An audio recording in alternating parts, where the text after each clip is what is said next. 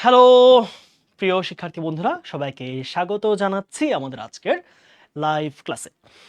যারা যারা আমাদের সাথে যুক্ত আছো তোমাদের স্বাগত ইতিমধ্যে জানালাম। যেই বন্ধুরা তোমাদের নাই তাদেরকে একটু মেনশন করো, তাদেরকে ক্লাসে নিয়ে আসো।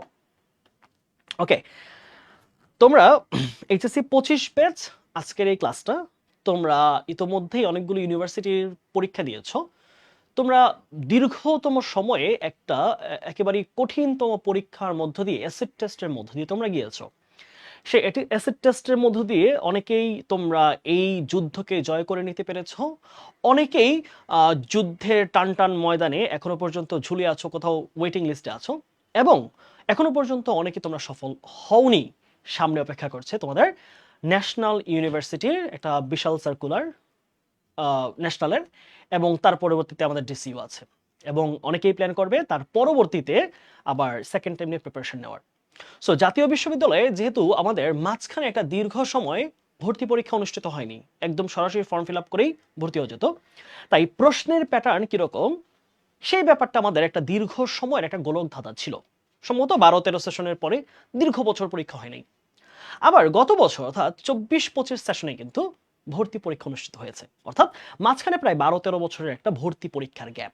তাহলে এই গ্যাপের পর প্রশ্নের প্যাটার্ন কেমন হলো, প্রশ্নের মান কেমন হলো, কোন টপিক থেকে প্রশ্ন আসছে, এই জায়গাটাতে আমাদের ক্লিয়ার করার প্রয়োজন কিন্তু রয়েছে।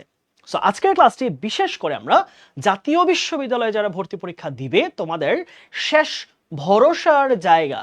আমি জাতীয় বিশ্ববিদ্যালয়ে যুক্ত হয়ে পড়াশোনা করব, আমি আমার অনার্স মাস্টার্সকে শেষ করব, সেই জায়গাটা যাদের আশা ভরসার জায়গা, তাদের জন্য আজকে আমাদের ইংরেজি ক্লাসের আয়োজন। সবাইকেই অনুরোধ করব আজকের ক্লাসটিকে আমরা অত্যন্ত স্ক্রুটিনাইজ করে ইন ডিটেলস আজকের আমরা প্রশ্নগুলোকে অ্যানালাইসিস করব, যাতে করে প্রশ্নের প্যাটার্নটা বুঝতে পারো, প্রশ্ন কোন কোন টপিক থেকে আসে সেই জায়গাটা তোমরা খুবই স্পষ্ট হতে পারো। সেই আলোচনা আজকের ক্লাসে আমরা থাকবে। তোমাদের কাছে একটাই বলার জায়গা থাকবে, please do share the class so that your friends can also join the class right now. Okay, আমি আশা করছি আমাকে স্পষ্ট শুনতে পাচ্ছ সবাই। তোমরা যদি শেয়ার করে থাকো তাহলে ডান লিখে দাও যে yes I have share the class. Okay, চলো তাহলে আমরা চলে যাই আজকে আমাদের টপিকে আলোচনায়। আমাদের সূচিটা আমরা শুরু করে ফেললাম। ওকে, আজকে ক্লাসটি স্পন্সর্ড বাই ঢাবি খ বিভাগ পরিবর্তন 4.0। ওকে, কোয়েশ্চেন অ্যানালাইসিস আমরা 2024-25 সেশনের প্রশ্ন একটু দেখব, অর্থাৎ সর্বশেষ প্রশ্ন। একদম 12-13-14 বছর আগের প্রশ্ন দেখলে আসলে রিলেভেন্ট না। কারণ কি, 14 বছর আগে যারা প্রশ্ন করতো তারা কিন্তু এখন আর প্রশ্ন করে না। প্রশ্নের যেই প্রশ্নকর্তারা চেঞ্জ হয়েছে, প্রশ্নের সেটআপ চেঞ্জ হয়েছে, বইয়ের কন্টেন্ট চেঞ্জ হয়ে গেছে, টপিকের মাইন্ডসেট চেঞ্জ হয়ে গেছে। তাই প্রশ্ন রিসেন্ট প্রশ্নগুলো দিয়ে বিবেচনা করতে হবে যে কোন প্রশ্নগুলো বর্তমান সময়ের সাথে সাপেক্ষ আছে। ওকে, আমরা সরাসরি প্রশ্নে যাব। হ্যাঁ, আমরা প্রত্যেকটা মানে টপিকে যে কাজটা করব, আমরা ওই টপিকটা কোথা থেকে আসছে, কোন টপিক থেকে আসছে, ভোকাবুলারি নাকি গ্রামার কোথা থেকে আসছে, সেই টপিকটা আমরা একটু লিখব, এবং তারপরেই আমরা ওই প্রশ্নটার বিশ্লেষণ করার চেষ্টা করব। তোমাদের কাছে অনুরোধ থাকবে তোমরা চেষ্টা করবে ভাইয়ার আগেই যদি অ্যান্সারটা তোমরা পারো তোমরা কমেন্ট উত্তরটা জানাবে। ওকে, চলো তাহলে আমরা শুরু করছি। হ্যাঁ, প্রথম প্রশ্নের আলোচনা। ইউরেকা, ইউরেকা মিন্স একটা খুবই সুন্দর কোয়েশ্চেন, বাট খুবই ডিফারেন্ট, কারণ এই প্রশ্নটা সাধারণত ইংলিশ গ্রামার বা এগুলোর সাথে রিলেভেন্ট না। তাহলে ইউরেকা মানে আসলে কি? ইউরেকা, হ্যাঁ ইউরেকা একটা বিজ্ঞানের একটা জিনিস পড়তে গিয়ে এটা পড়েছিলাম। সম্ভবত এটা কে করেছিল, গ্যালিলিও, খুব সম্ভবত গ্যালিলিও। তো গ্যালিলিও একজন ইতালীয় বিজ্ঞানী। তো সম্ভবত গ্যালিলিও নাকি হচ্ছে কি হবে এটা, প্লেটো, অ্যারিস্টটল, সক্রেটিস, না তার না, গ্যালিলিও হওয়ার সম্ভাবনা বেশি। তো গ্যালিলিও যখন একটা তার চমৎকার আবিষ্কার করলো, হ্যাঁ খুবই অসাধারণ একটা আবিষ্কার। আবিষ্কারটা এরকম ছিল যে একটা বস্তু, যে লোহা পানির মধ্যে ডুবে যায়, কিন্তু এত বড় জাহাজ, লোহার তৈরি জাহাজ পানিতে কেন ডুবে না? এই যে বস্তুর পানিতে ডোবা বা না ডোবার এই যে ব্যাপারটা, এই থিওরিটা বা প্র্যাকটিক্যালি তিনি আবিষ্কার করতে পারছিলেন। এবং লজ্জার ব্যাপার বা একটা অকওয়ার্ড, তখন এই জিনিসটা আবিষ্কার করে গ্যালিলিও এত উৎফুল্ল হলেন, হ্যাঁ, এত বেশি চমকপ্রদ হলেন, তিনি পরবর্তীতে রাস্তার মধ্যে খালি গায়ে দৌড়িয়ে দৌড়িয়ে একটা কথা বলেছিলেন, ইউরেকা, ইউরেকা, ইউরেকা। বলো তাহলে ইউরেকার অর্থ কি হতে পারে? সায়েন্সের জন্য এই ক্লাসটা ইম্পর্টেন্ট, ইংলিশ যাদের যাদের আছে সবার জন্য ইংলিশের জন্য এটা ইম্পর্টেন্ট। হ্যাঁ, তাহলে বলো তিনি কি বলেছিলেন? তিনি শার্ট খুলে, অর্থাৎ তিনি যে পরিধেয় ছিলেন সেটা খুলে খালি গায়ে তিনি তখন দৌড়ায় দৌড়ায় বলতেছেন, অর্থাৎ উচ্ছ্বাস, প্রচুর পরিমাণ তার মধ্যে উচ্ছ্বাস আনন্দ নিয়ে সে বলতেছে ইউরেকা, ইউরেকা। এটা একটা গ্রিক শব্দ। তাহলে এই ইউরেকা শব্দের অর্থ কি হতে পারে? আই হ্যাভ ফাউন্ড ইট, হ্যাঁ আমি এটা পেরেছি, আমি এটা পেয়েছি। আই কেম, আমি এসেছি। আই এম সারপ্রাইজড, আমি অবাক। ইনফ্যাক্ট, সত্যি। তাহলে তিনি একটা কঠিন একটা ধরো সাইন্টিফিক প্রশ্নের, সাইন্টিফিক একটা কি বলা যায়, প্রশ্নের সমাধান খুঁজে পেয়েছেন, সাইন্টিফিক ইস্যু সলভ করতে পেরেছেন। তাই এটার বাংলা হবে ইউরেকা, মানে হচ্ছে আমি এটা পেয়েছি বা আমি এটা পেরেছি। ইউরেকা মানে হচ্ছে I have found it, I have found it. এটা বাংলাটা কি দাঁড়াবে? আমি আমি এটা পেরেছি বা আমি এটা পেয়েছি। আমি আমি এটা পেরেছি, হ্যাঁ পেরেছি, মতান্তরে পেয়েছি, মতান্তরে পেয়েছি। আমি এটা পেরেছি অথবা মতান্তরে কি হবে? আমি এটা পেরেছি। তাহলে কে বলেছিল? গ্যালিলিও এই কথাটা বলেছিল। ইউরেকা, ইউরেকা বলেও হচ্ছে একদম খালি গায়ে, হ্যাঁ খালি গায়ে তৎকালীন সময় হচ্ছে রাস্তার মধ্যে দৌড়াচ্ছিল। ওকে, এটা খুব সুন্দর একটা প্রশ্ন, আমার পড়া জিনিস থেকে আসছে, জিনিসটা খুব মজার। হ্যাঁ, অর্থাৎ এই ওয়ার্ডটা যে আসে সাধারণত কিন্তু ধরো ভার্সিটির প্রশ্নগুলোতে এগুলো আসে না, এই টপিকটা, এটা একটু গ্রিক ওয়ার্ড। তো এটা বিজ্ঞান পড়তে গিয়ে আমি তখন শিখছিলাম, আমার মজা লাগছিল। সো এটা তোমাদেরকে গল্পটা বলে দিলাম, গল্পটা বললে দীর্ঘ সময় তোমাদের এটা মনে থাকবে। তারপরে প্রশ্ন আসছে স্পেলিং থেকে, very very common, textual spelling, textual. তার মানে এর আগেটা কি পেলাম? এটাকে আমরা ধরতে পারি ভোকাবুলারি, রাইট? এটা এক ধরনের সিনোনিম। তাহলে এই প্রশ্ন থেকে আসছে textual spelling, right? Textual spelling, textual spelling মানে টেক্সট বই থেকে প্রশ্ন আসছে, টেক্সট বই থেকেই প্রশ্ন আসছে স্পেলিংটা। অ্যাডোলেসেন্স একটা অধ্যায় ছিল তোমাদের, অ্যাডোলেসেন্স, রাইট? অ্যাডাল্টহুড, হ্যাঁ বয়ঃসন্ধিকাল। তাহলে দুঃখিত বয়ঃসন্ধিকাল না, টেক্সচুয়াল না, অ্যাডাল্টারেট হচ্ছে ওই যে খাদ্যাভ্যাসের একটা অভ্যাস ছিল না, ফুড হ্যাবিট, খাদ্যে ভেজাল। তো ভেজাল বানানটা কিভাবে বলতো ভাইয়ারা? ভেজাল অ্যাডাল্টারেট, অ্যাডাল্টারেট, অ্যাডাল্টারেট, অ্যাডাল্টারেট অর্থ কি? অর্থ হচ্ছে কলুষিত করা বা দূষিত করা, দূষিত করা। তাহলে আরেকটা জায়গায় প্রশ্ন আসতে পারে অ্যাডাল্টারেটের সিনোনিম কি হতে পারে? এটা সিনোনিম হতে পারে পলিউট, পলিউট। তাহলে অ্যাডাল্টারেট শব্দের অর্থ হচ্ছে দূষিত করা, পলিউট শব্দ অর্থ হচ্ছে দূষিত করা বা বিষাক্ত করে তোলা। অ্যাডাল্টারেট, এখান থেকে আমরা কি শব্দ পাই? এটা নাউন হচ্ছে অ্যাডাল্টারেশন, অ্যাডাল্টারেশন, অ্যাডাল্টারেশন দূষণ, ফুড অ্যাডাল্টারেশন খাদ্য দূষণ বা খাদ্য ভেজাল। আমরা কি এটা পেরেছি বলো? তাহলে অ্যাডাল্টারেট কোনটা হবে বলো তো ভাইয়েরা? উত্তর 2 এর অ্যান্সার কোনটা হবে? সবাই একটু নাম্বারটা দিও, 1 2 কোন অ্যান্সার করতেছো সেই নাম্বারটা দিলে আমরা নাম্বারটা বুঝতে পারবো যে কোন প্রশ্নে কি উত্তর তোমরা করছো।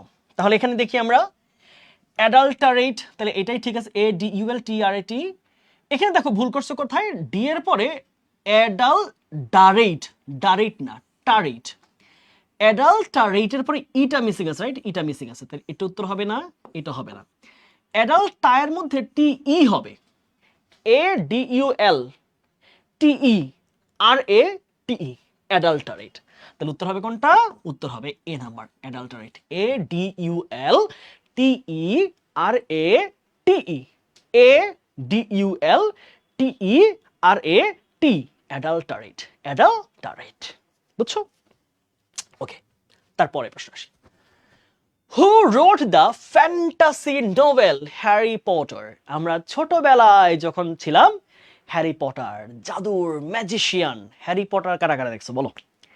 হ্যারি পটার খুবই ফেমাস এবং খুব মজার গল্প। হ্যাঁ, এই হ্যারি পটার যে এই সিরিজটা আছে 7 খণ্ডের একটা সিরিজ, 7টা খণ্ড আছে, না 7 খণ্ডের মুভিটাও কিন্তু 7 খণ্ড।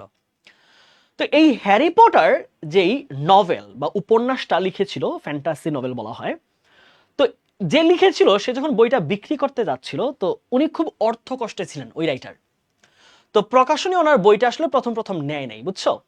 এবং মজার ব্যাপার, এই বই যখন পরিচিত হলো তখন এই এক সিরিজ দিয়েই, একটা নভেলের সিরিজ দিয়েই উনি তৎকালীন সময়ে অন্যতম ধনী লেখক হয়ে গেছেন। অন্যতম ধনী লেখক। বলো এটা কে? একজন ব্রিটিশ রাইটার, ব্রিটিশ, ইউকে, ব্রিটেনের একজন রাইটার। বলো কে? হ্যারি পটার, খুবই পরিচিত Harry Potter. George Orwell, John Keats না, জন কিটস না, জন কিটস তো বহু আগের রাইটার, জন কিটস অনেক আগের রাইটার, তিনি এই সময়ের না। চার্লস ডিকেন্স, তিনি অনেক পুরাতন রাইটার, না তারা না। হ্যারি পটার তো খুব সাম্প্রতিক একটা উপন্যাস, তাই না? আচ্ছা, J K Rowling, J K Rowling, J K Rowling, Harry Potter, খুবই কমন। গুচ্ছে প্রশ্নটা একবার আসছে, এই প্রশ্নটা গুচ্ছেও 1 বছর পরীক্ষা আসছিল, জে কে রাউলিং। এবং মজার ব্যাপার, এইটা কিন্তু আমাদের জিকেতেও আসে, বুঝছো? সো এটা মনে রাখবা, এই প্রশ্নটা J K Rowling, Harry Potter, Harry Potter, J K Rowling. আসো তারপর প্রশ্ন। I saw a man dash on the road. আমি রাস্তার উপর একজন লোককে দাঁড়িয়ে থাকতে দেখেছিলাম। আমি রাস্তার উপর একজন মানুষকে দাঁড়িয়ে থাকতে দেখেছিলাম। হ্যালো তাইফ, ওয়ালাইকুম আসসালাম, কোথায় তুই? আচ্ছা, ওকে, সমস্যা নেই তো।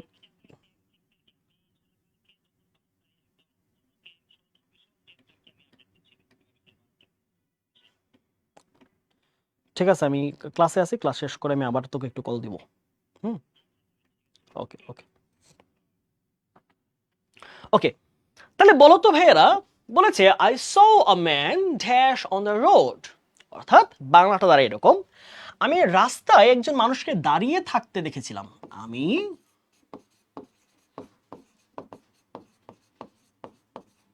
রাস্তায় একজন মানুষকে দাঁড়িয়ে থাকতে দেখেছিলাম। হ্যাঁ, দাঁড়িয়ে থাকতে বা দাঁড়ানো অবস্থায় দেখেছিলাম, দাঁড়িয়ে থাকতে বা দাঁড়ানো, দাঁড়ানো অবস্থায় দেখেছিলাম, দাঁড়ানো অবস্থায় দেখেছিলাম।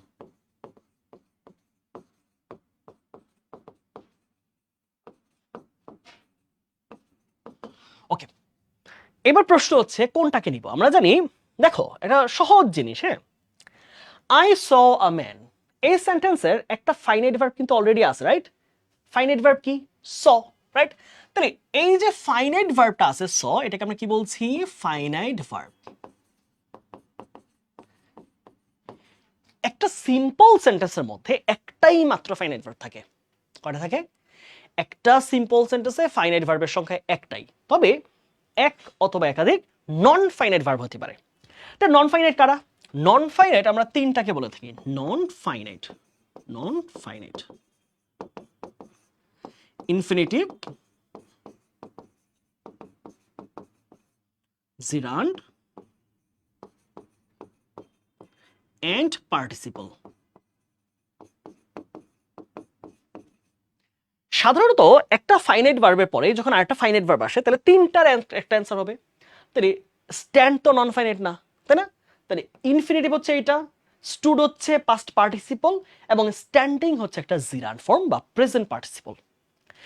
এবার আসো তাহলে কোন উত্তরটা আমরা নিতে পারি সেটার একটু উত্তরের দিকে আসি। একটা ফাইনাইট ভার্বের পরে যখন আরেকটা ফাইনাইট আসে, সাধারণত সেটা হয় আইএনজি যুক্ত প্রেজেন্ট পার্টিসিপল, না হলে হবে ইনফিনিটিভ। খুব মজার জিনিস দেখো, হয় এটা উত্তর হবে, না হলে এইটা হবে, অর্থাৎ ইনফিনিটিভ না হলে প্রেজেন্ট পার্টিসিপল। বুঝছো? আচ্ছা, তাহলে এই দুটো অর্থ চিন্তা করো। টু অর্থাৎ ইনফিনিটিভ কখন বসে? যখন উদ্দেশ্য বোঝায়, কোন একটা কাজের উদ্দেশ্য। ধরো I went there to stand on the floor, আমি সেখানে গিয়েছিলাম ফ্লোরের উপর দাঁড়াতে, তার মানে উদ্দেশ্য, right? I went to the shopping mall to buy a new T shirt, আমি একটা নতুন টি শার্ট কেনার জন্য শপিং মলে গিয়েছি, তার মানে এটা কোনো কাজের উদ্দেশ্য। তো এই বাক্যটাকে এরকম, I saw a man to stand on the road, তাহলে যেটা কি হইলো? আমি রাস্তায় গিয়েছি একজন মানুষকে দেখতে, ব্যাপারটা তো এরকম না, বরং আমি রাস্তায় একটা মানুষকে দাঁড়ানো অবস্থায় দেখছিলাম। বাক্যটা আরেকবার চিন্তা করো, এটার মতো কাছাকাছি বাক্য কি হইতে পারে? যেমন আই স আ গার্ল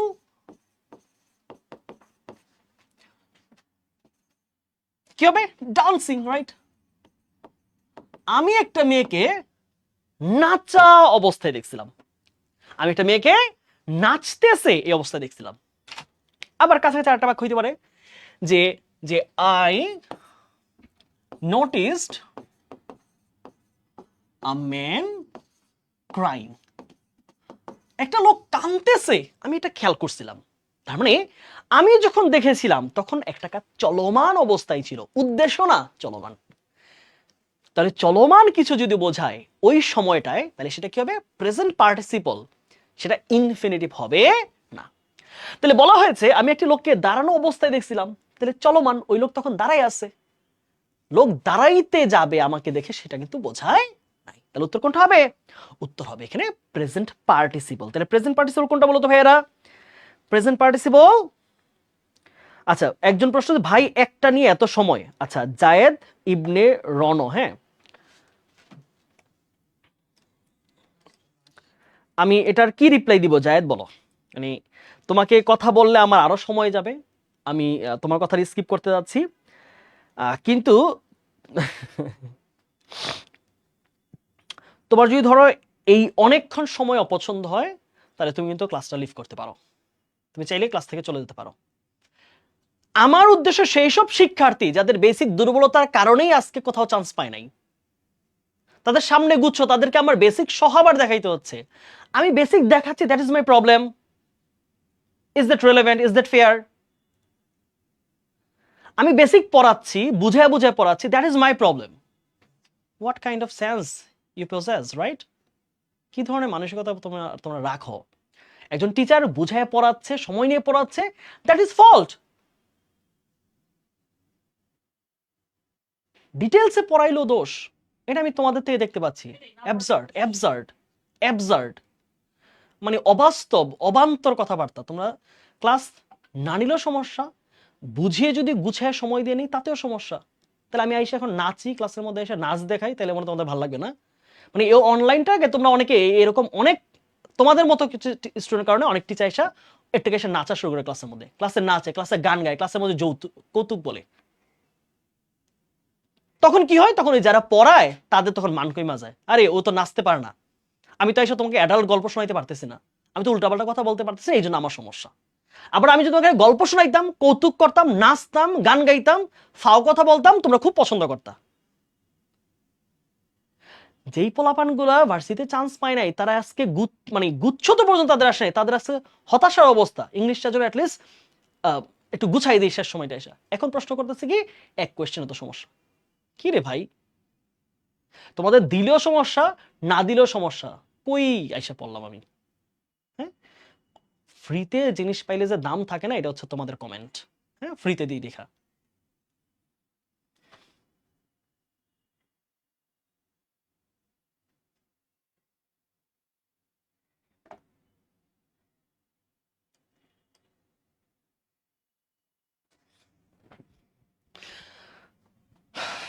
ওকে, উত্তর কোনটা হবে?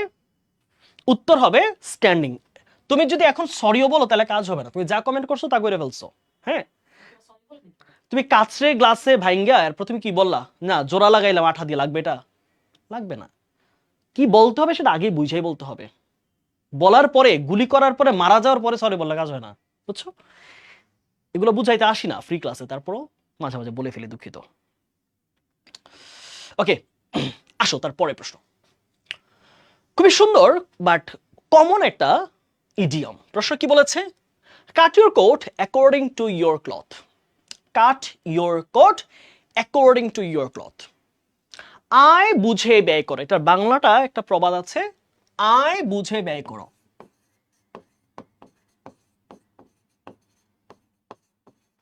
আয় বুঝে ব্যয় করো। তাহলে বলেছে যে is a proverb that implies, এই প্রবাদের দ্বারা কি বোঝায়? এই প্রবাদের দ্বারা কি বোঝায় বলো?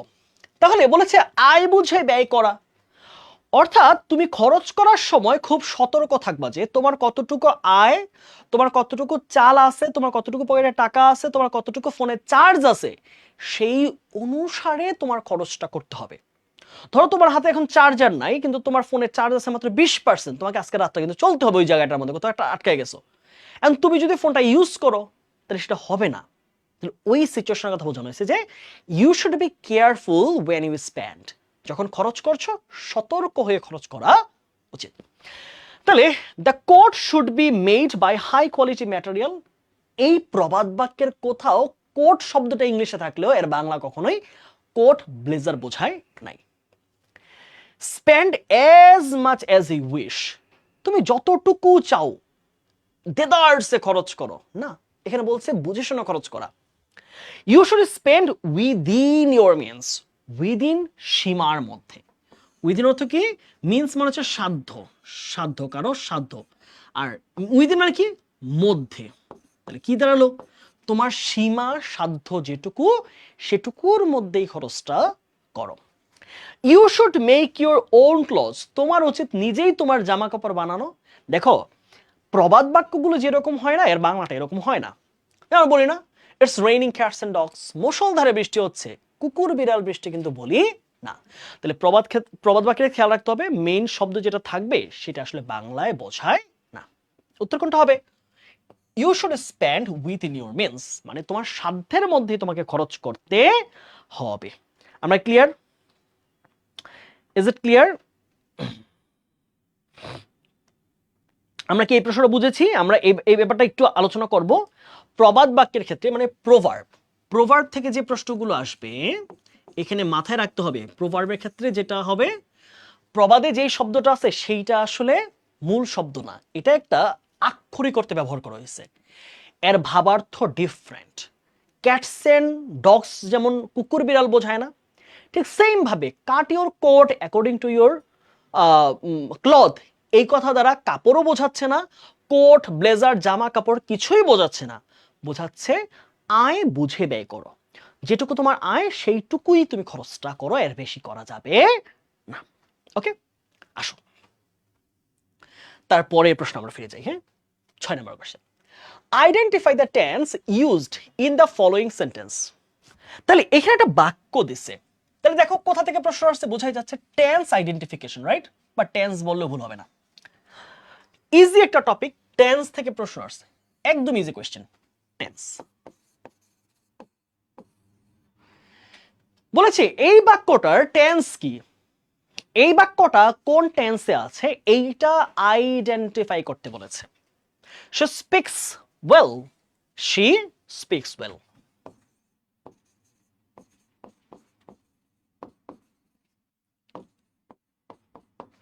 she speaks well, সে ভালো কথা বলে, অর্থাৎ সুন্দরভাবে কথা বলতে পারে, গুছিয়ে কথা বলতে পারে, বুঝছো? এটা বলা হয় স্পিক ওয়েল বা স্পিকিং ওয়েল। তাহলে আমরা যদি এটাকে টেন্স নির্ধারণ করি কি পাচ্ছি দেখো, আমাদের সাবজেক্টটা কি? সাবজেক্ট হচ্ছে থার্ড পারসন সিঙ্গুলার, রাইট? তাহলে আমরা যদি থার্ড পারসন সিঙ্গুলার হলে ভার্বের সাথে কি বসে? এস অথবা ইএস বসে। তাহলে এই সূত্রটা কার সাথে মিলল? সাবজেক্ট যদি থার্ড পারসন সিঙ্গুলার হয় ভার্বের সাথে এস বা ইএস হয়, কোন টেন্সের সাথে মিলে স্ট্রাকচারটা? Present indefinite tense, right? তাহলে এই পুরো জিনিসটা আমরা কি বলবো টেন্সের ক্ষেত্রে? প্রেজেন্ট ইনডেফিনিট, প্রেজেন্ট ইনডেফিনিট মাথায় রাখতে হবে। প্রেজেন্ট ইনডেফিনিটের আরেক নাম হচ্ছে সিম্পল প্রেজেন্ট। ইনডেফিনিটের আরেক নাম কি? ডাক নাম কি? Simple. Simple present tense, simple past tense, simple future tense. Indefinite যা, সিম্পল একই জিনিস। হ্যাঁ, বড় বড় ধরো তুমি যদি কোনো ব্রিটিশ রাইটারের বই পড়ো, আমেরিকান রাইটারের বই পড়ো, বিশেষ করে তোমরা ধরো অক্সফোর্ড গ্রামার পড়ো, হ্যাঁ, বা হচ্ছে তোমরা ভালো রাইটারদের বই পড়ো, ওইখানে তোমরা ইনডেফিনিট নামটা খুব একটা পাবা না। বিশেষ করে বাংলাদেশ, ভারতীয় এই অঞ্চলটা ইনডেফিনিট নামটা পরিচিত, মানে এই সাবকন্টিনেন্টে আমরা ইনডেফিনিট ওয়ার্ড ইউজ করি। আর ব্রিটিশ রাইটাররা সিম্পল লিখে, প্রেজেন্ট সিম্পল, পাস্ট সিম্পল। উত্তর কোনটা হবে? উত্তর হবে প্রেজেন্ট সিম্পল বা সিম্পল প্রেজেন্ট। উত্তর কোনটা হবে বলো তো? Simple present tense. Present perfect তো হওয়ার কথাই না, পারফেক্ট থাকলে কি লাগতো? হ্যাভ হ্যাজ লাগতো। প্রেজেন্ট কন্টিনিউয়াস এম ইজ আর বা ভার্বের সাথে আইএনজি লাগতো। সিম্পল ফিউচার শ্যাল উইল লাগতো, যেহেতু নাই তাই মিলে গেল উত্তর। তারপরে which of the following is the synonym of the word skill? কি চাইছে আমার? সিনোনিম থেকে প্রশ্ন আসে, তার মানে ভোকাবুলারি থেকে কিন্তু অনেকগুলো প্রশ্ন পাইছি আমরা। স্পেলিং পাইছি অলরেডি, দুইটা সিনোনিম পাইছি, একটা হচ্ছে ইউরেকা আর একটা হচ্ছে কোনটা? স্কিল। স্কিল শব্দের সিনোনিম চেয়েছে স্কিল। তাহলে স্কিল শব্দ অর্থ কি? দক্ষতা। স্কিল অর্থ কি? দক্ষতা। তাহলে বাকি শব্দগুলো দেখবো আমার কোনটা স্কিল শব্দটার সাথে যায়, দক্ষতা। দেখো কম্পিটেন্স মানে দক্ষতা, কম্পিটেন্স, কিন্তু যখন তুমি ইন যুক্ত করবে, ইনকম্পিটেন্স অর্থ হচ্ছে অদক্ষতা, অদক্ষতা। ইনকম্পিটেন্স মানে কি? অদক্ষতা।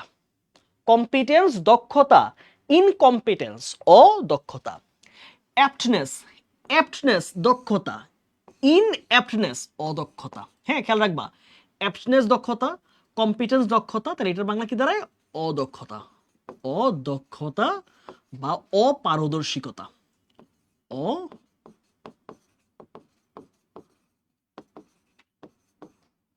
আসো, ক্লামসিনেস। ক্লামসিনেস শব্দের অর্থ হচ্ছে অপটু। অপটু, অপটু অর্থাৎ যে কাজ করতে খুব একটা পটু না, অপটু। অপটু মানে কি?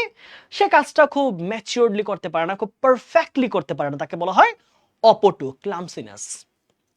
একটা ওয়ার্ড আছে ক্রাফটম্যানশিপ, দক্ষতা। ক্রাফটম্যানশিপ মানে কি? দক্ষতা। তাহলে উত্তর কোনটা হবে? ক্রাফটম্যানশিপ। ক্রাফটম্যানশিপ শব্দ হচ্ছে দক্ষতা। ক্রাফটম্যানশিপ কি? উত্তর হচ্ছে দক্ষতা। তাহলে আমরা কি পাচ্ছি? কম্পিটেন্স দক্ষতা, ইনকম্পিটেন্স অদক্ষতা। অ্যাপ্টনেস দক্ষতা, ইনঅ্যাপ্টনেস অদক্ষতা। ক্লামসিনেস মানে হচ্ছে অপটু, তাহলে আমরা কি পাচ্ছি? ক্রাফটম্যানশিপ, ক্রাফটম্যানশিপ। তারপর বলেছে she is not a teenager anymore. She is, এখানে শি ইজ বসিয়েছে, হ্যাঁ, শি ইজ কে সংক্ষেপে লিখেছে she is. Not a teenager anymore, সে কোনো টিনেজার নয়। She looks quite dash now, তাহলে সে এখন আর কোনো যুবতী নয়। টিনেজার মানে কি? যুবতী। হ্যাঁ, শি লুকস ড্যাশ নাও, তাকে এখন দেখতে প্রাপ্তবয়স্ক মনে হচ্ছে, প্রাপ্তবয়স্ক, তাই না? তাহলে এখানে বোঝাচ্ছে তাকে দেখতে প্রাপ্তবয়স্ক মতো লাগতেছে, প্রাপ্তবয়স্ক। প্রাপ্তবয়স্ক এটাও কিন্তু ভোকাবুলারি থেকে প্রশ্ন আসছে, এই প্রশ্নটাও তোমাকে ভোকাব থেকে আসছে। কত ইম্পর্টেন্ট ভোকাবুলারি!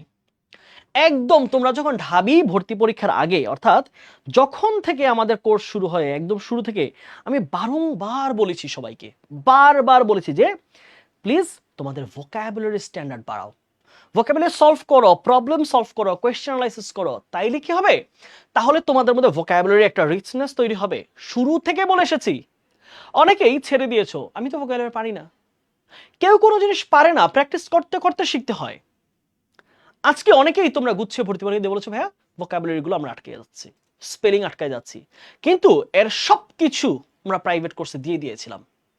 কিন্তু যদি ন্যূনতম নিজে না পড়ে টিচারের জায়গা অ্যানালাইসিস করে দেওয়া, বুঝিয়ে দেওয়া, তোমাকে গুরুত্বপূর্ণ সবকিছু সরবরাহ করা, সেই আন্ডারস্ট্যান্ডিংটা, সেই পড়াটা যদি নিজে না পড়ি, পরীক্ষার হল কিন্তু টিচার যাবে না, তোমাকে যেতে হবে। সো দেখো, যারা তোমরা জাতীয় বিশ্ববিদ্যালয় পরীক্ষা দিবা, তোমাদের কিন্তু সিনোনিম থেকে প্রশ্ন আসতেছে।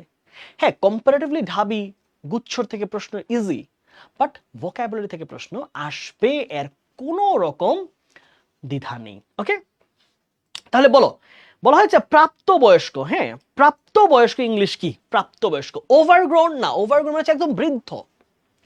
ওভারগ্রোন মানে হচ্ছে সে প্রাপ্তবয়স্ক পার হয়ে গেছে, অনেক বেশি প্রাপ্তবয়স্ক। বলেছে সে টিনেজার না, তার মানে তার বয়স ধরো, আমি ভাবতেছি তার বয়স 15 বছর, না তার বয়স ধরো 19 বছর। তাহলে এটা কি, সে কি একদম বুড়া হয়ে গেছে? না, সে এখন আর অপ্রাপ্তবয়স্ক বা সে একজন যুবতী না, সে একজন প্রাপ্তবয়স্ক নারী। তাই এটা প্রাপ্তবয়স্ককে ইংলিশ আমরা দুইটা ওয়ার্ড দিয়ে চিন্তা করতে পারি। প্রাপ্তবয়স্ক এটা হচ্ছে অ্যাডাল্ট অথবা গ্রোন আপ। গ্রোন আপ এই টার্মটা সাধারণত আমেরিকায় ইউজ হয়। I am grown up, I'm a grown up man, I'm no more a child. আমি আর কোনো শিশু নয়, আমি একজন প্রাপ্তবয়স্ক মানুষ। Grown up, grown up, grown up. তাহলে আউটগ্রোন, ওভারগ্রোন হবে না, উত্তর হচ্ছে গ্রোন আপ। গ্রোন আপ প্রাপ্তবয়স্ক, প্রাপ্ত গ্রোন আপ প্রাপ্তবয়স্ক লিখে রাখো। গ্রোন আপ ফ্রেজটা সাধারণত আমেরিকান ইংলিশে বহুল ব্যবহৃত, আমেরিকানদের ন্যাচারাল ল্যাঙ্গুয়েজে গ্রোন আপ ওয়ার্ডটা খুব ইউজ করে তারা অ্যাডাল্টের চেয়ে। সো গ্রোন আপ অর্থাৎ আমি আমেরিকান বিভিন্ন সিরিজ দেখে জিনিসটা শিখেছি, গ্রোন আপ অর্থাৎ প্রাপ্তবয়স্ক। তারপরে কোশ্চেনটা দেখি, I have just seen your advertisement dash a Chinese book. আচ্ছা, I have just seen your advertisement dash a Chinese book. ধরো তুমি রাস্তার মধ্যে তোমার কোনো বন্ধুর একটা অ্যাড দেখেছো, তাহলে অ্যাড কি হয়?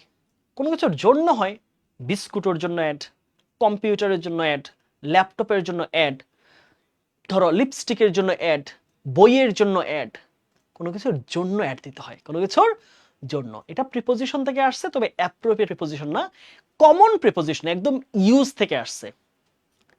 আমি তোমার বইয়ের জন্য একটা দেখেছি। I have seen your advertisement for a book, for a Chinese book. একটি চাইনিজ বইয়ের জন্য তোমার অ্যাডভার্টাইজমেন্টটা আমি দেখেছি। একদমই কমন ব্যবহার থেকে আসছে। অ্যাডভার্টাইজমেন্ট ফর হয়, হ্যাঁ, কোনো কিছুর জন্য। এখানে বাংলাটা কি? বইয়ের জন্য বিজ্ঞপ্তি বা বইয়ের জন্য বিজ্ঞাপন। বইয়ের জন্য বিজ্ঞাপন, বইয়ের জন্য, ঠিক আছে। জন্য অর্থ কে দেয়? জন্য অর্থ দেয় হচ্ছে আমাদের ফর। জন্য অর্থ কে দেয়? জন্য অর্থ দেয় হচ্ছে আমাদের ফর দেয়। ওকে, কমন এটা ইউজ থেকে আসছে। অনেকে অফ চিন্তা করতে পারো না, অফ না, এখানে উত্তরটা হবে যে ফর। কোনো কিছুর জন্য যখন একটা প্রজেক্ট কাজ করা হয়, কোনো কিছুর জন্য যখন ক্লাস করা হয়, তাহলে কি হবে? For anew. মানিক ভাইয়া is giving us an English class for anew. Manik ভাই আমাদেরকে জাতীয় বিশ্ববিদ্যালয়ের জন্য ক্লাস করাচ্ছেন, তাই না? জাতীয় বিশ্ববিদ্যালয়ের জন্য ক্লাস করাচ্ছেন, কোনো কিছুর উদ্দেশ্য বোঝায়। ও, খুবই সুন্দর। দেখছো, লিটারেচার থেকে কিন্তু প্রশ্ন আসে। In Elizabethan period, Queen Elizabeth one, right? Queen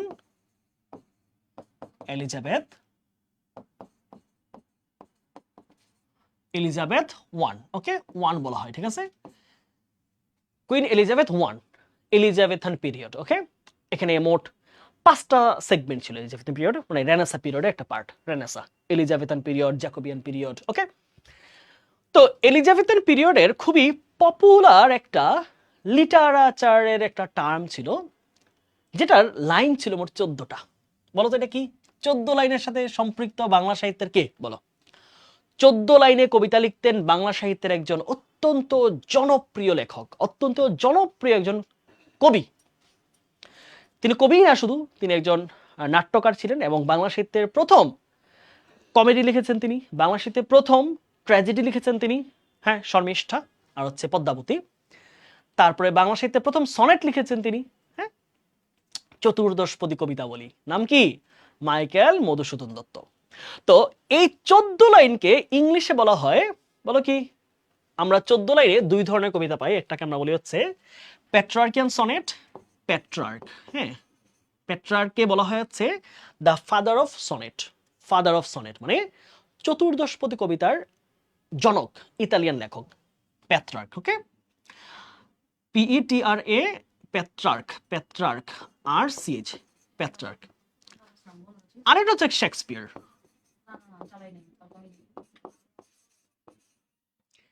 উভয়েরই কবিতার লাইন ছিল 14টা করে, এখানে 14, এখানে কয়টা ছিল 14। তবে ব্যাপারটা ছিল আলাদা।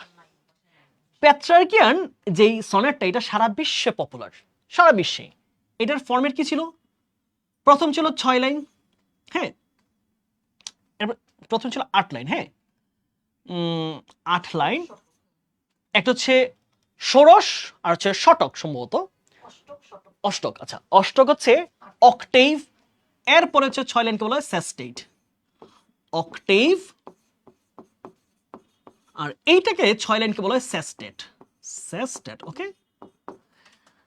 আর শেক্সপিয়র যে সনেটগুলো লিখছেন এইটার প্যাটার্নটা ছিল ডিফারেন্ট। এখানে ছিল 4 যোগ 4 যোগ 4 যোগ 2, এই 4কে বলা হয় কোয়াট্রেইন, আর এই 2কে বলা হয় কুপলেট। কোয়াট্রেইন, কুপলেট, একদম ডিটেলস তোমাকে বুঝাই দিলাম, লাইফে কাজে লেগে যাবে। তাহলে 14 লাইন মানেই হচ্ছে সনেট।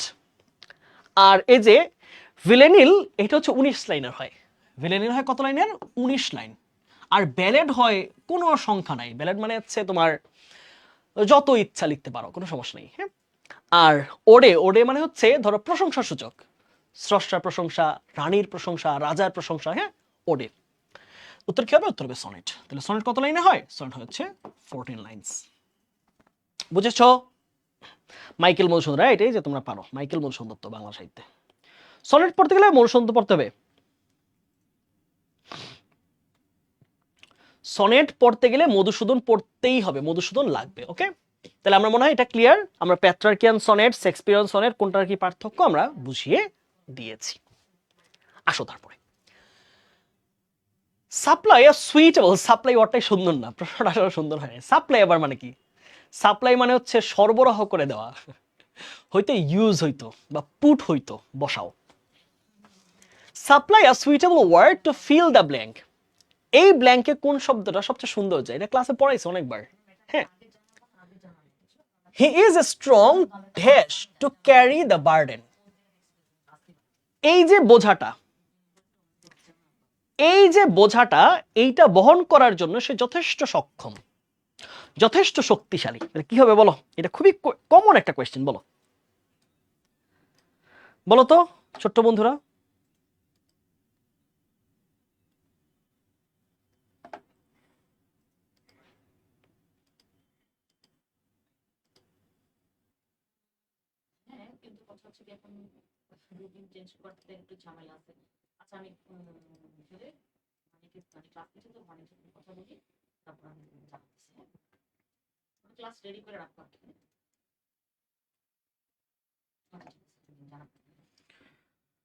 বলো, তাহলে অনেকে সি বলছো, সি মিন্স হচ্ছে এনাফ। আই তো গুড। আচ্ছা, আমরা এনাফের একটা কমন ব্যবহার জানি, রাইট? যথেষ্ট, রাইট, যথেষ্ট। যথেষ্টকে, যথেষ্টকে আমরা কিভাবে বলে থাকি? দুইটা টার্ম, যথেষ্ট বা যথেষ্ট, দুঃখিত, এনাফ, রাইট? এই টার্মটা গ্রামারে খুব পরিচিত, খুবই পরিচিত। এনাফের ক্ষেত্রে দুইটা স্ট্রাকচার আমাদের প্রযোজ্য, একটা হচ্ছে নাউনের সাথে এনাফের সম্পর্ক, অ্যাডজেক্টিভের সাথে এনাফের সম্পর্ক। দেখো, এনাফ বসে অ্যাডজেক্টিভের পর, তাহলে কি? অ্যাডজেক্টিভ এর পরে বসবে এনাফ। আবার আরেকটা সম্পর্ক আছে নাউনের ক্ষেত্রে, তখন নাউনের আগে বসে এনাফ, তারপরে বসে কি? Noun, right? তাহলে এই দুইটা জিনিস মনে রাখো সবাই। আমরা কি পাচ্ছি বলো? এনাফের সম্পর্ক দুইটা শব্দের সাথে, একটা হচ্ছে নাউন, একটা হচ্ছে অ্যাডজেক্টিভ। নাউনের আগে বসে, অ্যাডজেক্টিভের পরে বসে এনাফ। আরেকবার, নাউনের আগে, অ্যাডজেক্টিভের পরে। নাউনের আগে অ্যাডজেক্টিভ, যদি অ্যাডজেক্টিভ না অ্যাডভার্বও হতে পারে, অ্যাডজেক্টিভ অথবা অ্যাডভার্ব। তাহলে নাউন যদি বসাই এনাফের ক্ষেত্রে, তার আগে এনাফ বসাইতে হবে। আর যদি অ্যাডজেক্টিভ বা অ্যাডভার্বের সাথে বসাই তাহলে পরে। তাহলে এই যে স্ট্রং শব্দটা কি? এটা একটা অ্যাডজেক্টিভ। তাহলে হি is strong enough. Of course, most, এগুলো আসলে ফ্রেজ হিসেবে বসে না। তাহলে হি is strong enough to carry the burden. এই বোঝাটা, এই ভারটা, বহন করার মতো সে যথেষ্ট শক্তিশালী। He is strong enough to carry the burden. Okay, আসলে তার পরের প্রশ্নটা যাই, ইজি প্রশ্ন, একদম সহজ কোয়েশ্চেন। এটা অ্যাডজেক্টিভের চ্যাপ্টার পড়াইছি আমরা প্রাইভেট ব্যাচে, এটা অ্যাডজেক্টিভের ক্লাসে আমি ধরে ধরে পড়াইছি। অ্যাডজেক্টিভ এগুলো পড়ানো জিনিস, কমন কোয়েশ্চেন, একদমই কমন সিনারিও গুলো। এখানে কি আসছে? এটা আসছে আমাদের লিটারেচার থেকে, নিশ্চয়ই এই টপিকটা কোথাও না কোথাও পড়িয়েছি। তারপর এটা আসছে কোথা থেকে? এইটা হচ্ছে প্রিপোজিশন। হ্যাঁ,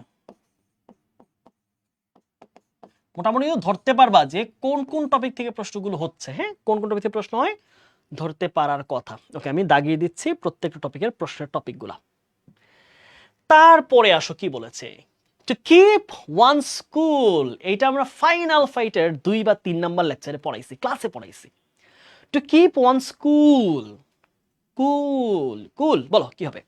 টু কিপ ওয়ান স্কুল মানে হচ্ছে বাংলাটা এরকম, মানে কি, মানে কি ঠান্ডা পরিবেশ। প্রশ্ন অপশনগুলো পড়ো। টু ওয়াচ কেয়ারফুলি, কোনো কিছুকে সতর্কতার সাথে খেয়াল রাখা, দেখা। টু স্টাডি টুগেদার, একত্রে পড়াশোনা করা বোঝায়। টু স্টে অ্যাওয়ে ফ্রম, কোনো কিছু থেকে দূরে থাকা বোঝায়। টু রিমেইন কাম, শান্ত থাকা, শান্ত থাকা। টু কিপ ওয়ান স্কুল মানে হচ্ছে যে কোনো পরিস্থিতিতে শান্ত থাকা। হ্যাঁ, শান্ত থাকা।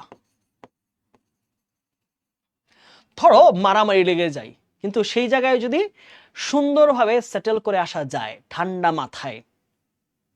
আমরা এই যে ক্রিকেটে কি বলতাম, MS ধোনিকে ক্যাপ্টেন কুল, কারণ পরিস্থিতি খেলা যেদিকেই যাক না কেন সে কি করতো, সে ম্যাচটাকে এমন ভাবে ধরতো, চিন্তা করতো, কুল থাকতো এবং ম্যাচকে জিতায় আনতো। তোমরা বাংলাদেশে মনে থাকা 2016 সালে বাংলাদেশ এশিয়া কাপের মধ্যে ফাইনালে, হ্যাঁ, তো ফাইনালে বাংলাদেশের শেষে লর্ড মুশফিক মাহমুদুল্লাহ আর হচ্ছে কে যেন ছিল, 3 জন ব্যাটার 1 রানের পার্থক্য আউট হয়েছে। মুশফিক কি করলো, আইসা 12 রান দরকার, মনে কত বলে একবারে, সে মোটামুটি 3 বলে না 13 রান দরকার, 12 রান নিয়ে ফেলছে, 10 রান নিছে, 1 রান দরকার, 1 রান হইলো ড্র, আর 1 রান হচ্ছে ম্যাচ হচ্ছে জিতা। 2 রান লাগে জিততে, 1 রান লাগে ড্র করতে। ওই ম্যাচটারে দুইজন ব্যাটার 2-2 বলে ক্যাচ তুইলা ম্যাচটাকে হারাইছে এবং 1 রানেই বাংলাদেশ হারছে। একদম ঐতিহাসিক। বাংলাদেশ তখন একদম এশিয়া কাপ জিতার একদম দ্বার প্রান্তে ছিল হার্দিক পান্ডিয়ার ওভারে। তো ওই সময় কিভাবে বল করবে ওই এক ওভার ধোনি পুরা গাইডলাইন দিছে, কিভাবে কোথায় বল করতে হবে, ম্যান সাজাইছে ওইভাবে এবং ম্যাচটা পরে ইন্ডিয়া জিতছে। তো এই যে কোনো পরিস্থিতিতে শান্ত থাকা, এটাকে বলা হয় কি, টু কিপ ওয়ান কুল। একজন মানুষ নীরব থাকা, শান্ত থাকা, পরিস্থিতি অনুযায়ী শান্ত থেকে পরিস্থিতিকে মোকাবেলা করা। টু রিমেইন কাম। তারপর আসো, হ্যাভ ইউ এভার, একদমই কমন কোয়েশ্চেন আমার কাছে মনে হয় এটা। হ্যাঁ, এটা হচ্ছে, এটা আসছে কোথা থেকে, এটা আসছে আমাদের ফ্রেজ থেকে। ওকে, এইবার আসো, have you ever dash to Dhaka. এটা যে কত হাজার বার পড়াইছি, কতবার যে পড়াইছি ক্লাসের মধ্যে, অসম্ভব বার পড়াইছি। Have you ever gone to Cox's Bazar অথবা have you ever been to Cox's Bazar. তাহলে এখানে দুইটা অপশন আছে, দুইটা হবে তাই। তাহলে হ্যাভ যেহেতু আছে তাহলে উত্তর কি হবে, V3 হবে, রাইট? Present perfect tense. কোন টেন্সে আছে? Present perfect. তো প্রেজেন্ট পারফেক্টে V3 হবে, এটা আমার ক্লিয়ার। তাহলে V3 এটা না, V3 এটা না, তাহলে এই দুটো বাদ। তাহলে বিন কি, বিনও V3, আবার গন এটাও কি, এটাও কিন্তু V3। তাহলে আমরা কি বিন বসাবো না গন বসাবো, এই হচ্ছে আমাদের প্রশ্ন। তাহলে এখন আসি, আমরা বিন কখন বসাই, বিন বসাই কখন আর গন বসাই কখন। ধরো তুমি তোমার বন্ধুকে প্রশ্ন করছো, এমনই তো নাকি, কাউকে না কাউকে তো প্রশ্নটা করছে। যখন কোন একটা জায়গায় গিয়ে আবার ফিরে আসা বোঝায় তখন বসে হচ্ছে বিন। ধরো তুমি কক্সবাজার যাও, তোমার বন্ধু তখন প্রশ্ন করবে, ধরো 1 মাস পরে প্রশ্ন করলো, তাহলে তুমি কক্সবাজার ফিরে আসছো না। কিন্তু যদি কেউ কোথাও থাকার উদ্দেশ্যেই যায়, যে এখানে থাকবে, সে সেটেলড হয়ে যাবে, হ্যাভ ইউ গন দেয়ার, তুমি সেখানে গেছো। থাকার উদ্দেশ্য যদি যায় কোথাও, তাহলে হচ্ছে গন। আর যদি ফিরে আসা বোঝায়, কোথাও গিয়ে ফিরে আসা বোঝাইলে কি হবে, বিন। কোথাও গিয়ে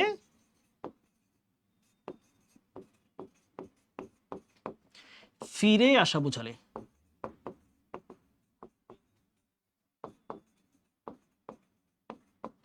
কোথায় গিয়ে ফিরে, কোনো একটা জায়গায় গিয়ে ফিরে আসছে, তাহলে কি হবে? উত্তর হবে গন, সরি বিন হবে। উত্তর কি হবে? বিন। কিন্তু ধরো আমার একজন বন্ধু, আমার বন্ধু, আমার ব্যাচমেট, আমার বন্ধু হচ্ছে ওর ওয়াইফকে নিয়ে অস্ট্রেলিয়া চলে গেছে, আমি কি বলবো? He has gone to Australia. তাহলে কি? কারণ সেখানে থাকতে গেছে, কিন্তু ঘুরতে যায়নি যে চলে আসবে। কিন্তু একজন মানুষ একটা জায়গায় গিয়ে চলে আসছে, গিয়ে অলরেডি আসছে, তখন তুমি যখন প্রশ্ন করবা তখন কি হবে? Have you ever been to Cox's Bazar? তুমি কখন কক্সবাজার গেছো? কারণ কক্সবাজার তো নিশ্চয়ই থাকতে যাবে না, সে 2-3 দিন ঘুরে চলে আসবে। তাহলে কোনো জায়গায় যদি গিয়ে একজন চলে আসে, তখন আমরা যখন প্রশ্ন করি তখন হচ্ছে বিন টু। আর কেউ কোনো জায়গায় বসতি করার জন্য, থাকার জন্য, চাকরির জন্য দীর্ঘ টাইমের জন্য চলে গেছে, গন টু। ঠিক আছে? ক্লিয়ার সবার কনসেপ্টটা? গন না, অনেকে বলেছে গন হবে, উত্তরটা গন না। হ্যাঁ, মরিয়ম আক্তার বলছে গন না, মরিয়ম এটা গন হবে না। আমি কনসেপ্টটা ক্লিয়ার করে দিলাম।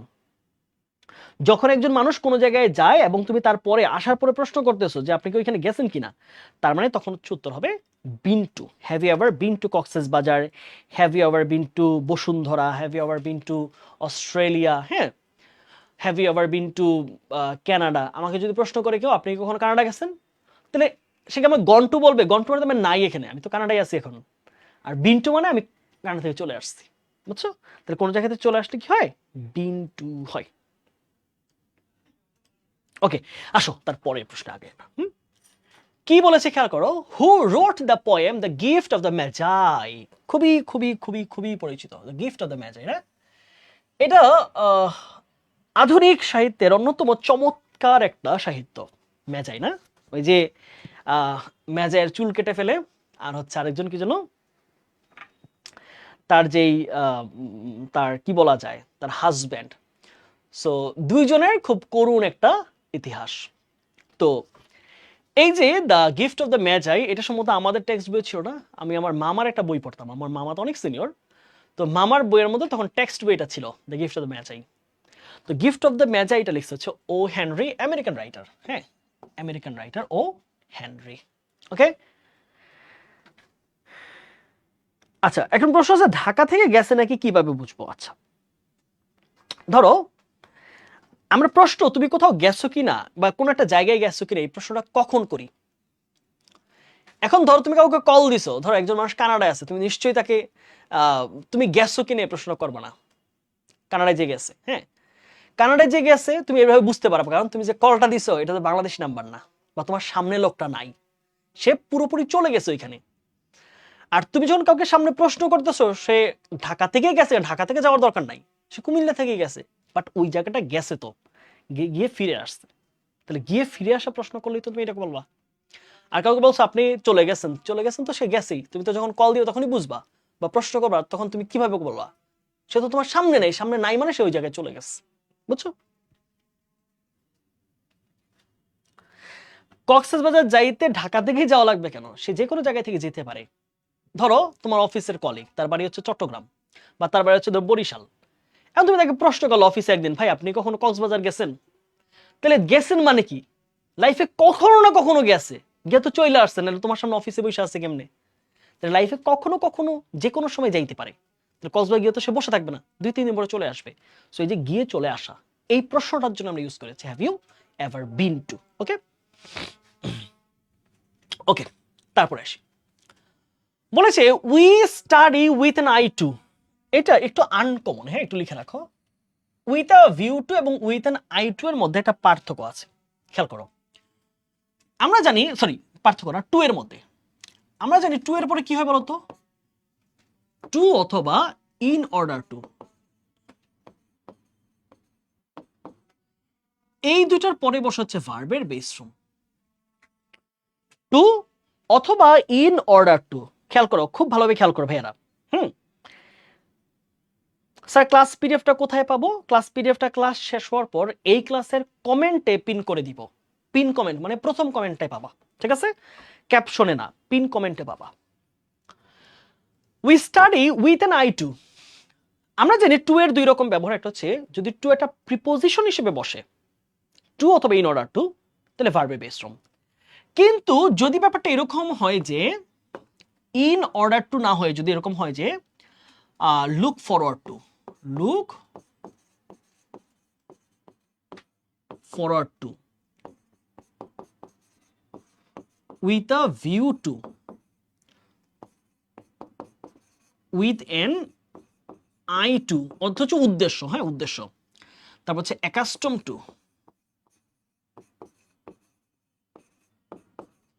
এইগুলোর পরে কি হবে, ভার্বের সাথে আইএনজি।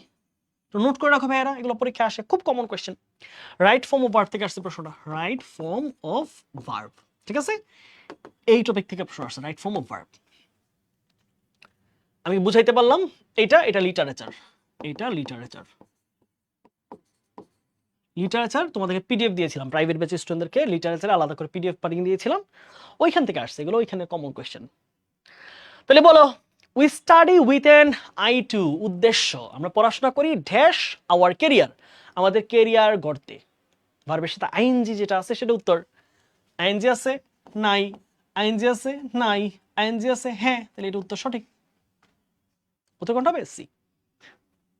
ভাইয়া অনেকদিন পরে আসলাম, এই কে, অনেকদিন পর কে আসলা, তোমাকে একটু দেখতে ইচ্ছে করছে। সাদ হোসেন সজল, আচ্ছা,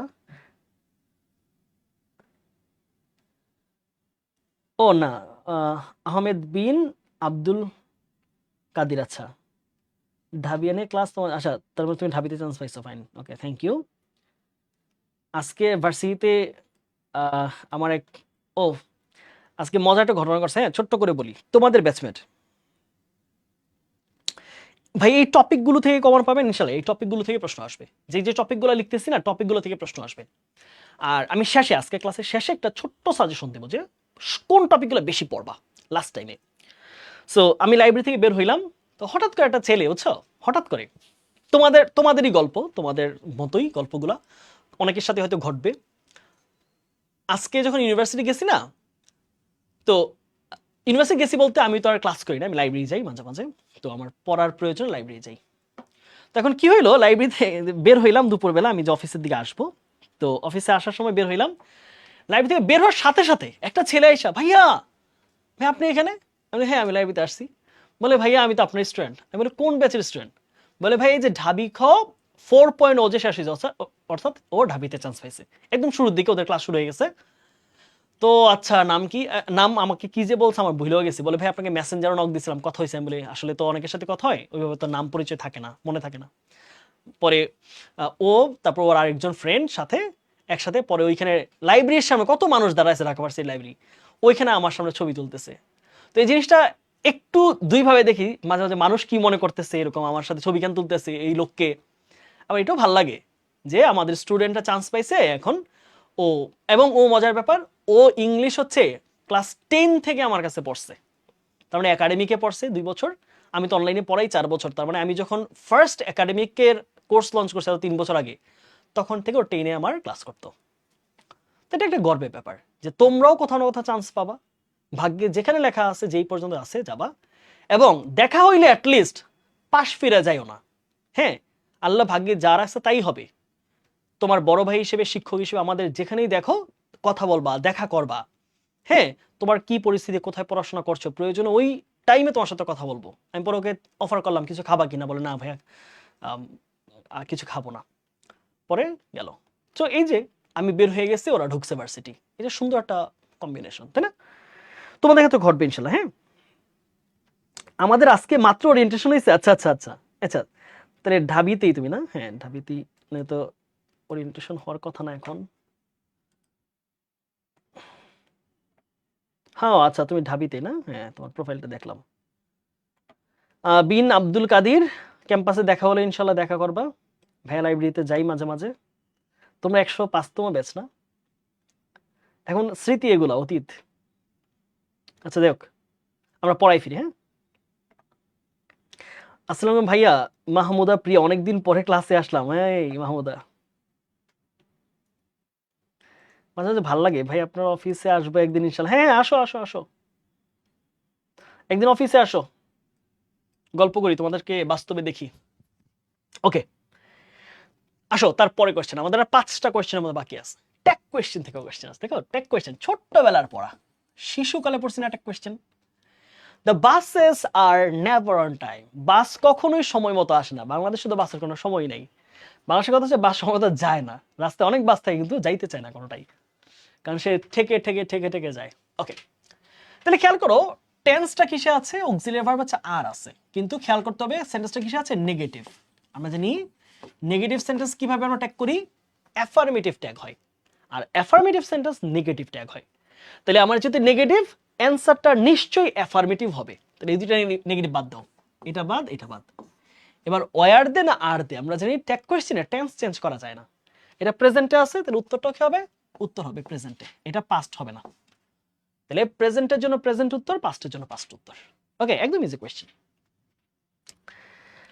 তারপর আসো, do you know the importance dash clean water, তুমি কি মিঠা পানির গুরুত্ব বুঝো বা গুরুত্ব জানো? মিঠা পানির গুরুত্ব, পানির পানির মিঠা পানির গুরুত্ব। দেখো এই যে র বা এর বোঝায় অফ প্রিপোজিশন, একদমই কমন কোয়েশ্চেন।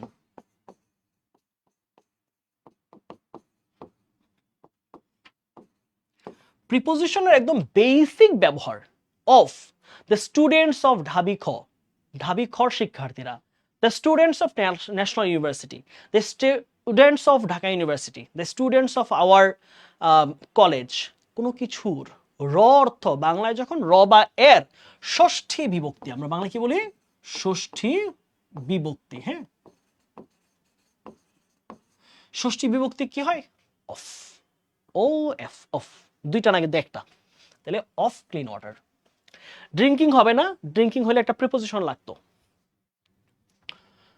তারপর প্রশ্ন, ইটস রেইনিং আউটসাইড, বাহিরে বৃষ্টি হচ্ছে, you need dash an umbrella. Need হচ্ছে একটা ইনফিনিটিভ ভার্ব, নিডকে আমরা কি বলি, একটা ইনফিনিটিভ ভার্ব।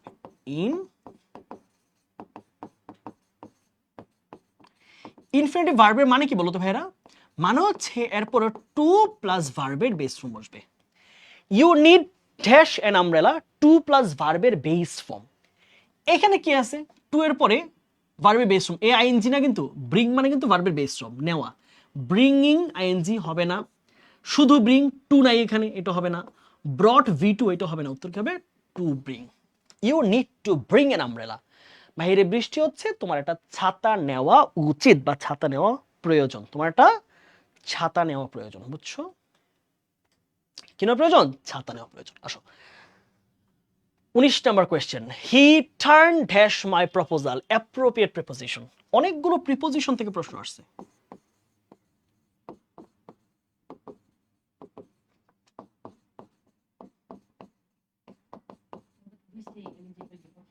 অ্যাপ্রোপ্রিয়েট প্রিপোজিশনের খুব গুরুত্বপূর্ণ, টার্ন ডাউন, প্রত্যাখ্যান করা, টার্ন ডাউন, টার্ন ডাউন। কারো প্রস্তাব, কারো মতামত, কারো কথাকে প্রত্যাখ্যান করে দেওয়া, গ্রহণ না করা, প্রত্যাখ্যান, রিজেক্ট। তাহলে টার্ন ডাউন মানে কি, প্রত্যাখ্যান বা রিজেক্ট। প্রত্যাখ্যান, হ্যাঁ, বাংলা কি বলি, রিজেক্ট করা, রাইট?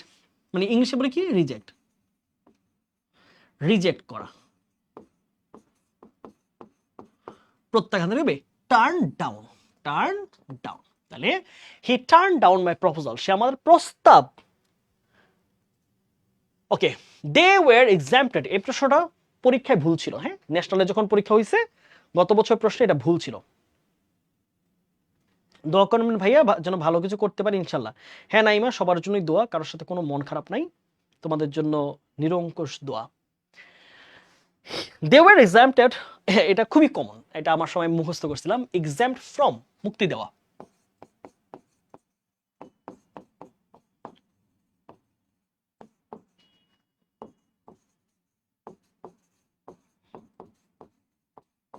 মুক্তি দেওয়া, ঠিক আছে? তাহলে এটাও কি থেকে আসছে, এটাও অ্যাপ্রোপ্রিয়েট প্রিপোজিশন।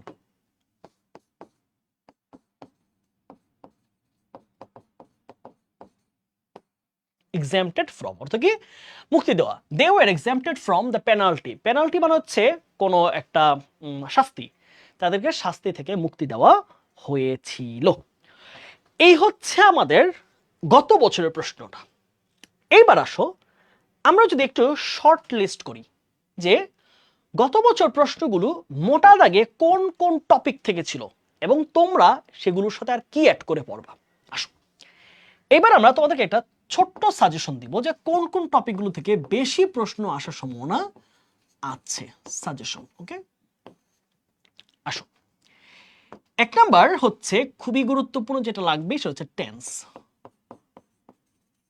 লাগবে গ্রামারের মধ্যে। হ্যাঁ, গ্রামার পার্টটা আগে বলি। রাইট ফর্ম অফ ভার্ব,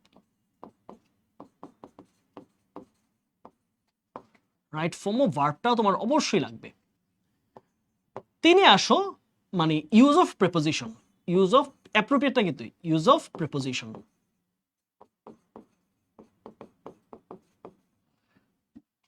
চারে এবার তোমাদের আসতে পারে, আমার কাছে মনে হয় কেন যেন জেন্ডার থেকে প্রশ্ন আসবে। জেন্ডার, জেন্ডার থেকে, তবে নাম্বার থেকে প্রশ্ন আসার সম্ভাবনা কম, জেন্ডার থেকে আসতে পারে। টেন্স গেল, রাইট ফর্ম অফ ভার্ব গেল, ইউজ অফ প্রিপোজিশন। পাঁচে যদি আরেকটু বলি তাহলে ভয়েস থেকে আসতে পারে, ভয়েস। আর তো বাকিগুলো থেকে খুব একটা প্রশ্ন দেখি না। ছয়ে যদি বলি তারপরে আমি আরেকটা বলে দেবো, পার্টস অফ স্পিচ।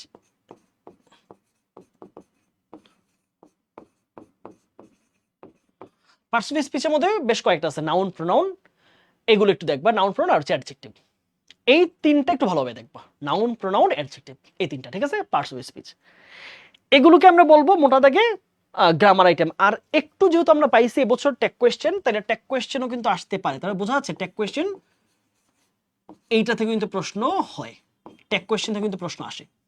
সো গ্রামারে আমি এই 7টা আইটেমকে হচ্ছে মোস্ট প্রায়োরিটি আইটেমস বলবো, মোস্ট প্রায়োরিটি টপিকস। এই 7টা আইটেম তুমি নিশ্চিত তোমার পরীক্ষা রাখবে, একবার হইলো দেখা যাইবা, একবার হইলো দেখা যাইবা। আমার কথা ক্লিয়ার? যে কোনো বই হোক, অ্যাডমিশনে যে কোনো বই থেকে 7টা গ্রামারের টপিকগুলোর প্রশ্নগুলো দেখবা, টপিকগুলো একটু চোখ বুলাইবা। পড়া যেহেতু হয়েছে একটু প্রশ্নগুলো দেখবা। এবার আইসো, ভাইয়া মনে হয় একটু মোটা হয়ে গেছে। কত কিছু তোমাদের চোখে পড়ে। আসো এবার আসি, আমরা গ্রামার আইটেমগুলো দেখলাম, আমরা এবার কি দেখবো একটু, আমরা ভোক্যাব পার্টটা দিব। ভোক্যাব পার্টটা কি দেখবা? সবচেয়ে সবচেয়ে বেশি প্রশ্ন যেখান থেকে আসছে অ্যাপ্রোপ্রিয়েট প্রিপোজিশন আসবেই। Appropriate preposition. দুই আসো কি পাচ্ছি আমরা? সিনো অ্যান্টো। সিনো অ্যান্টো মানে সিনোনিম অ্যান্টোনিম। এই দুইটা পড়লে তুমি মোটামুটি 3-4টা কোয়েশ্চেন পারবা। Appropriate preposition, synonym antonym. তুমি যদি মুখস্থ করতে না পারো, যে ভাই মুখস্থ করতে পারো, তুমি ঢাবি, রাবি, চবি, গুচ্ছ, এই 3টা ভার্সিটির বিগত বছর প্রশ্নগুলো যদি একটু বুঝা ভালোভাবে পইরা যাও, তাইলে এখান থেকে তুমি কম পাবা। বুঝছো? Synonym antonym. এবার আসি আমরা আর কি পড়বো এক্সট্রা, স্পেলিংটা একটু দেখবা। স্পেলিং খুব কঠিন আসবে এটা আমি প্রত্যাশা করি না, বাট স্পেলিং পড়তে হবে। আর চারে বলবো প্রভার্ব, মানে idiom and proverb. Idiom and proverb একসাথে লিখবো, ইডিয়ম এন্ড প্রভার্ব।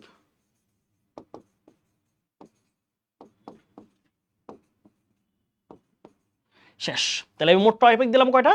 7টা আর 3টা, এই 11টা টপিক। তুমি নিশ্চিত তোমার পরীক্ষা যেদিন তার আগে একবার হইলেও দেখা যাও, তাহলে আশা করতেছি তোমার পরীক্ষা যেমনটা হওয়ার কথা ছিল তার চেয়ে ভালো হবে। তুমি কনফিডেন্টলি পরীক্ষা দিতে পারবা শেষ সময় যদি গ্রামারের এইটা আইটেমগুলো দেখো আর মুখস্থর এই আইটেমগুলো দেখো। এই হচ্ছে আমাদের আজকে আলোচনা। একজন প্রশ্ন করেছো ভাইয়া, অ্যাপ্রোপ্রিয়েট প্রিপোজিশন প্রশ্ন কে করেছো? আমি নামটা পড়বো একটু। নামটা হচ্ছে সনেকা, সম্ভবত সনেকা কিছু একটা। আচ্ছা, প্রশ্ন করেছো যে ভাইয়া প্রিপোজিশন যে শীটটা দিয়েছিলাম, তুমি সম্ভবত প্রাইভেট ব্যাচের স্টুডেন্ট, এগুলা থেকে কি এনইউতে আসবে? দেখো ওই শীট থেকে কিন্তু ঢাবিতেও প্রশ্ন আসছে, গুচ্ছর প্রশ্নগুলো এখান থেকে আসছে। তাহলে আসবে কি না এই প্রশ্ন করার মনে হয় আর কোনো যৌক্তিকতা থাকে না। ঢাবিতে অ্যাপ্রোপ্রিয়েট প্রিপোজিশন যে প্রশ্ন আসছে একদম আমার শীটে দেওয়া ছিল। শীট না, ওটা আমি নিজে টাইপ করে দিয়েছি, পুরোপুরি আমার স্লাইড দিয়েছি, স্লাইড বানিয়ে দিয়েছি। সো আসবে কি না এই প্রশ্নটা এখন আর কোনো সুযোগ নাই রে বাবা, এখন আর এই টাইম নাই। আসবে কি না, এখন তুমি তো, আমি বললাম যে আসবে কি না আমি জানি না, তুমি না পড়া যাইতে পারবা পরীক্ষার হলে? পড়াইতে তো যাইতে হবে। তাহলে এই শীট থেকে যদি ঢাবিতে আসে, রাবিতে আসে, চবিতে আসে, গুচ্ছতে আসে, তাহলে অ্যানিউতে না আসার কি কোনো কারণ আছে? আসবে, এখান থেকে আসবে, এগুলাই ঘুরে ফিরে আসে বারবার, বারংবার এখান থেকে আসে, এর বাইরে আসে না। হ্যাঁ, আমরা তো পড়াচ্ছি, পড়াতে পড়াতে তো বুড়া হচ্ছে, তাই না? পড়াতে পড়াতে এই যে চুল দাড়ি পেকে গেছে, সো এগুলোর মধ্যে থেকে আসবে। ভাইয়া টেক্সট বই কি ইম্পর্টেন্ট না? গত বছর যেহেতু প্রশ্ন প্যাটার্ন নতুন প্যাটার্নে কোনো টেক্সট বই থেকে প্রশ্ন আসে নাই, সো টেক্সট বইটা আপাতত প্যারা নেওয়া লাগবে না, যা পড়া আছে তাতেই চলবে। কেমন আছেন ভাইয়া? রোকে আক্তার ইমা, রোকে আক্তার ইমা, ভালো আছি। ইমা, তোমার কি অবস্থা? ওকে। আয়েশা সিদ্দিকা, ভাইয়া টেক্সট বই না, টেক্সট বইটা যেহেতু নতুন প্রশ্ন, টেক্সট বই থেকে কোনো প্রশ্ন আসে নাই, so I will not recommend it. তো ছোট্ট বাবুরা, তোমরা অনেক কান্নাকাটি করতেছিলা ভাইয়া অ্যানিউর জন্য ক্লাস নেন, ক্লাস নেন, ক্লাস নেন। সো আমরা অ্যানিউর প্রশ্নগুলো কেমন হয়, কোন টপিক থেকে প্রশ্ন হয়, আমি গুছাই দিলাম। আশা করছি প্রশ্নের প্যাটার্নগুলো বুঝতে পেরেছো, কোন টপিক থেকে প্রশ্ন হয় সেটাও ধারণা পেয়েছো, এবং সবার শেষে তোমাদের যেটা চাওয়া, শেষ সময় একটা সাজেশন।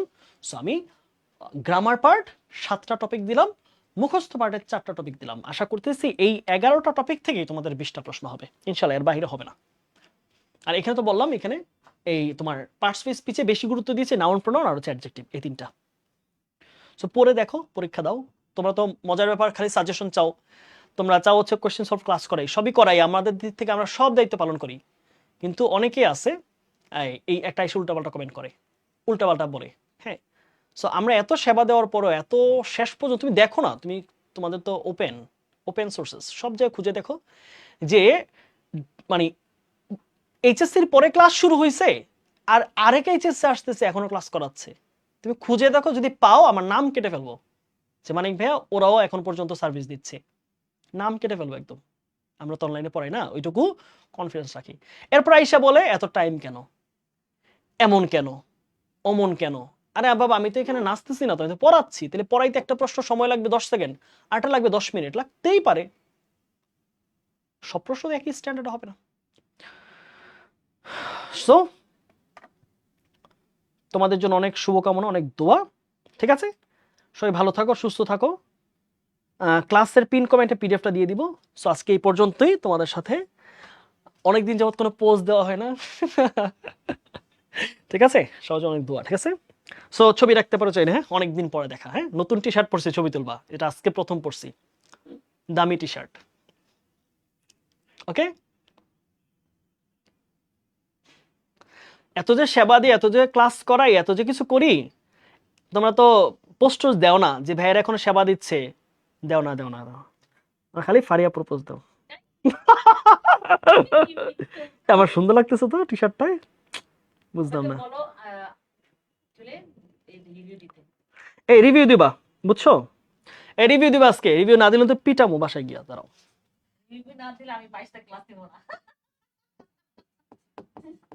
ছোট্ট বাবুরা, ক্লাস করাইছি, তোমরা 100 জনের উপর ক্লাস করছো, আজকে 119 জন লাইভে ছিল। তো তোমাদের রিভিউ পাইলে খুব শান্তি লাগে, একটা যে কাজটা যে করছি ফ্রিতে, ফ্রিতেই তো করছি না, এখন তো এতদিন পর্যন্ত মানুষ সেবা দেয় না, কিন্তু অ্যাটলিস্ট ফিডব্যাক হিসেবে তোমরা প্রশংসা সূচক কিছু কইতেও তো পারো যে ভাইয়া ক্লাসটা করছি, শেষ পর্যন্ত সেবা দিচ্ছে, ভাইরা চেষ্টা করতেছে, ভাইদের জায়গা থেকে কমতি নাই, এগুলো যদি বলো তাহলে মনটায় শান্তি লাগে যে না, তাদের জন্য আরো কিছু করি। দেখো, জিএসটির জন্য আমরা যে ক্লাসগুলো নিছি, একটা করে কিন্তু আমরা কোয়েশ্চেন সলভ দিলে পারতাম, আমরা প্রত্যেক সাবজেক্টে 3টা করে ক্লাস দিছি, মৌলিক জিকে জন্য আলাদা ক্লাস দিছি, ফাইনাল ফাইটের ক্লাসগুলো না নিলেও পারতাম, তারপরেও সেগুলো নিছি।